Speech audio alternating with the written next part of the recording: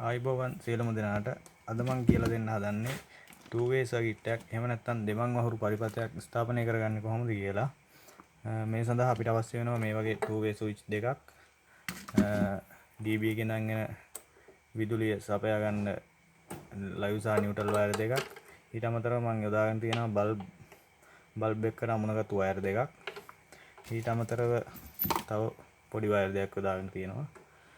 මුලින්ම කරන්නේ dB එකෙන් එන neutral wire එක සහ බල්බ් එකේට විදුලිය සපයන neutral wire එක මේ විදිහට wire connector එකක් ආධාරයෙන් සම්බන්ධ කරගන්න ඕනේ. හොඳයි, neutral අග්‍ර දෙක අමුණා ගැනීමෙන් අනතුරුව බල්බ් එකට විදුලිය සපයන line wire එක සහ dB එකෙන් අපිට විදුලිය ගන්න ඕනේ live wire එක මෙහෙම අරන් තියෙනවා. මම මේ බල්බ් එකට විදුලිය සපයන live wire එක මේ පැත්තේ sun box එක ඇතුළට දාගන්නවා.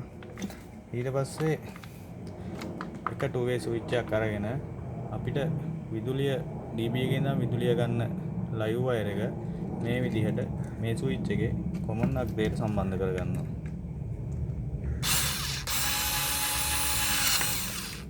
ඊට පස්සේ අනිත් two way switch එක අරගෙන බල්බ් එකට විදුලිය සපයන live wire එක මේ ස්විච් එකේ common අග්‍රයට මේ ආකාරයට සම්බන්ධ කරගන්නවා.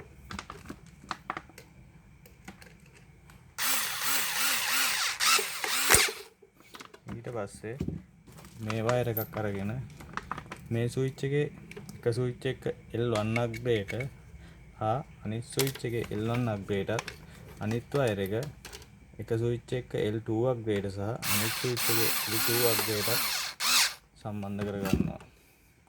මේකේ L1 එකට මේ ස්විච් එකේ L1 එකට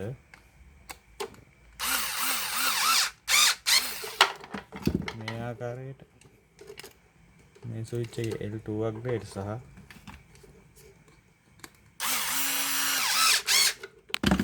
මේ ස්විච් එකේ L2 අග්‍රයට සම්බන්ධ කරගන්නවා.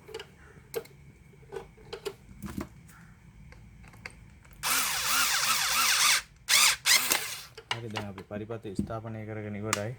මේ ස්විච් එක දැන් sun box වලට සම්බන්ධ කරගන්නයි තියෙන්නේ.